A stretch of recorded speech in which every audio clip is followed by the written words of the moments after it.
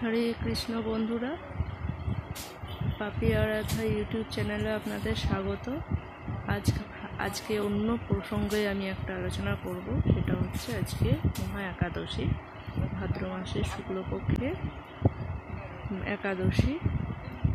খুব ভালো একাদশী আজকে একাদশীর নাম হচ্ছে অন্নদা একাদশী বা অজা একাদশী।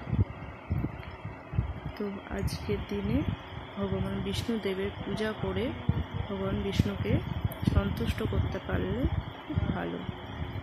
তো কিছু মন্ত্র আমি বলে দেবো, যে মন্ত্রগুলো শ্রবণ করলে বা উচ্চারণ করলে সবার জন্য ভালো ফলপ্রদ হয় এবং এতে ভগবান শ্রীকৃষ্ণ বা বিষ্ণুদেব, লক্ষ্মীনারায়ণ বলতে পারেন, প্রসন্ন হয়। অতএব মন্ত্রগুলো আপনাদের শোনাচ্ছি, আপনারা শ্রবণ করুন। প্রথমেই গোবিন্দের উদ্দেশ্যে প্রণাম করে বলুন, ওম নমো ভগবতে বাসুদেবায়, ওম নমো ভগবতে বাসুদেবায়, ওম নমো ভগবতে বাসুদেবায়।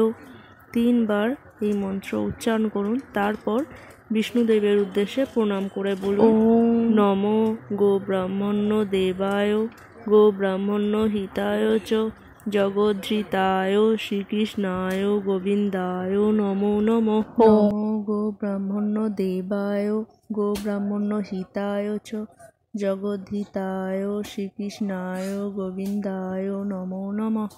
ওম নমো গো ব্রাহ্মণ্য দেবায়, গো ব্রাহ্মণ্য হিতায় চ জগদ্ধৃতায় শ্রীকৃষ্ণায় গোবিন্দায় নমো নমঃ।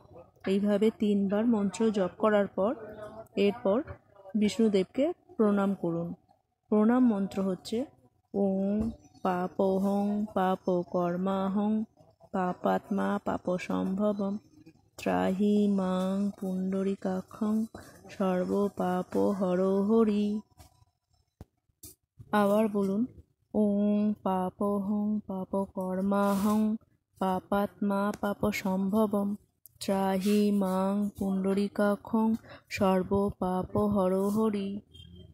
আরও একবার, ওম পাপোহং পাপকর্মাহং পাপাত্মা পাপসম্ভবম ত্রাহি মাং পুণ্ডরীকাক্ষং সর্বপাপহর হরি। এইভাবে 3 বার প্রণাম মন্ত্র উচ্চারণ করার পর ভগবান বিষ্ণুদেবের উদ্দেশ্যে ঘিয়ের প্রদীপ আরতি করে আপনার একাদশী ব্রত সমাপ্ত করুন।